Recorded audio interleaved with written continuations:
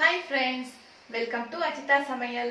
நாம இன்னைக்கு ஒரு பச்சை பயிர் போட்டு ஒரு குழம்பு வைக்க போறோம். அதை எப்படி செய்யலாம் அப்படிங்கறத நாம பார்க்கலாம் வாங்க. இப்போ நம்ம ஸ்டவ் ஆன் பண்ணியாச்சு. குக்கர் அடுப்புல வச்சிரலாம். நான் இதல ஒரு 1/2 கப் பச்சை பயிர் எடுத்துர்க்கேன். இத வந்து ஆல்ரெடி நான் கழுவி 1/2 hour ஊற வச்சு கழுவி க்ளீன் பண்ணி வச்சிருக்கேன்.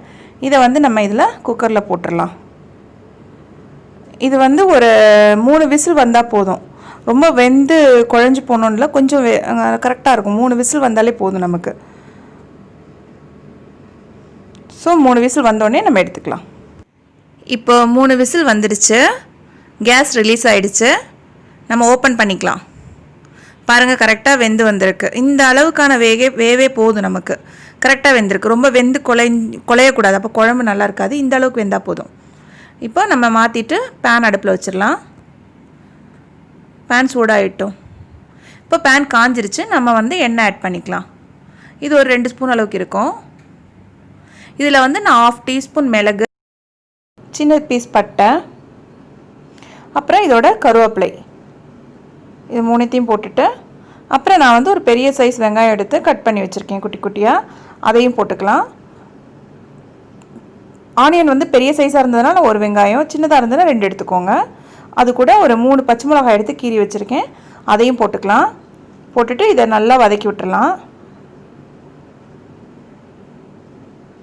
இது இப்போ வதங்கி வர டயத்துக்குள்ள நம்ம வந்து ஒரு மசாலா ஒன்னு ரெடி பண்ணிடலாம் இதுல வந்து நான் வந்து ஒரு அரை கப் இந்த சின்ன கப்ல அரை கப் தேங்காய் அதுக்கு அப்புறமா ஒரு தக்காளி இது ரெண்டையும் ஆட் பண்ணிட்டு இதுல சின்ன கப் இந்த கப்பே சின்ன கப் தான் இதுல ஒரு அரை கப் தேங்காய் இது ரெண்டையும் போட்டு நல்லா அரைச்சு எடுத்துட்டு வந்துறலாம் இப்போ ரெண்டையும் நல்லா போட்டு அரைச்சு எடுத்தாச்சு இப்போ வந்து வெங்காயம் பாருங்க நல்லா வதங்கி வந்திருக்கு இப்போ நம்ம அரைச்ச இந்த மிக்ஸை இதல ஊத்திரலாம்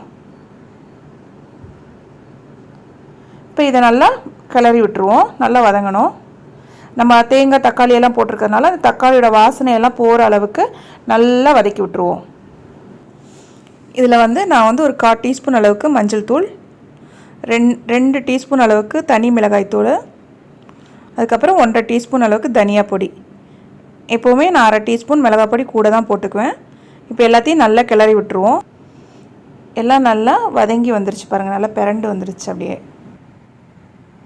இப்போ நம்ம வேக வச்ச இந்த பச்சை பயிரை இதல ஊத்திக்கலாம் இத ஊத்திட்டு இது ரெண்டையுமே நல்லா கிளறி விட்டுருவோம் ரெண்டுமே நல்லா mix ஆவற அளவுக்கு கொஞ்சம் லைட்டா தண்ணி ஆட் பண்ணிக்கலாம் இப்போ நம்ம உப்பு போட்டுக்கலாம்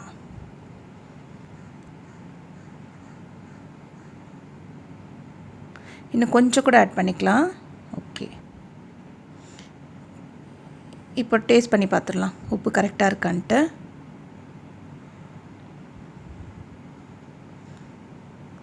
ஓகே फ्रेंड्स உப்பு இப்போ கரெக்ட்டா தான் இருக்கு நம்ம இத மூடி வச்சிரலாம் ஒரு 2 நிமிஷம் இருந்தா போதும் கொதிக்கட்டும்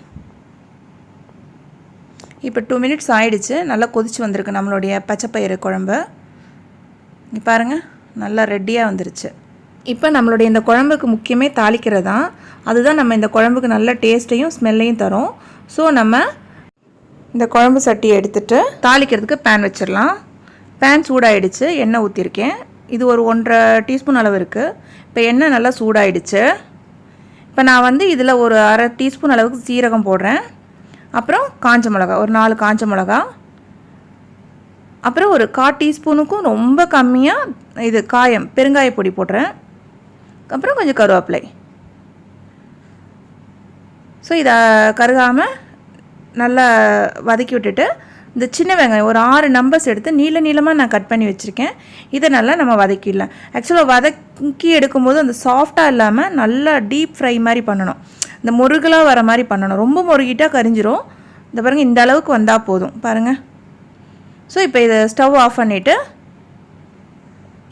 இந்த தாளிப்பு எடுத்து நம்மளுடைய பச்சை பயிறு குழம்புல ஆட் பண்ணிக்கலாம் நம்மளுடைய பச்சை பயிறு குழம்பு ரெடி ஆயிடுச்சு பாருங்க பார்க்கவே யம்மியா அழகா இருக்கு பாருங்க இது இப்போ நான் வந்து சப்பாத்திக்காக செஞ்சிருக்கேன் இது சப்பாத்திக்கு மட்டும் கிடையாது, நம்ம ஆப்பம் செஞ்ச ஆப்பத்துக்கு, அதுக்கப்புறம் வந்து குழா புட்டு செய்வோம் இல்லையா, குழா புட்டு செஞ்சிச்சுன்னா அதுக்குமே இது ரொம்ப நல்லாயிருக்கும். ஆனால் அது கொஞ்சம் தண்ணியாக இருக்கணும். அப்புறம் வந்து இது நம்ம ரைஸுக்கு கூட யூஸ் பண்ணிக்கலாம். குழந்தைங்களுக்கு வந்து ரைஸ் போட்டு இது போட்டு கொஞ்சம் நெய் ஊற்றி பிசைஞ்சு கொடுத்தா கூட குழந்தைங்க அழகாக சாப்பிட்ருவாங்க. ஸோ இந்த டிஷ் வந்து அவ்வளோ அருமையாக இருக்கும் ஃப்ரெண்ட்ஸ். நீங்கள் கண்டிப்பாக உங்கள் வீட்டில் இதை வந்து ட்ரை பண்ணி பாருங்கள், எல்லாருக்குமே பிடிக்கும். ஸோ நம்மளுடைய பச்சை பயிறு கிரேவி வந்து ரெடி ஆயிடுச்சு ஃப்ரெண்ட்ஸ். உங்களுக்கு இந்த வீடியோ பிடிச்சிருக்கும்னு நினைக்கிறேன். பிடிச்சிருந்துச்சுன்னா லைக் பண்ணுங்கள், ஷேர் பண்ணுங்கள், சப்ஸ்கிரைப் பண்ணுங்கள். பக்கத்தில் இருக்க பெல் ஐக்கானை கிளிக் பண்ணிவிடுங்க. அதில் ஆல்னு இருக்கும், அதில் வந்து கிளிக் பண்ணிங்கன்னா நான் போடுற எல்லா வீடியோவும் உங்களுக்கு உடனே வரும். Okay friends, thank you, bye, see you.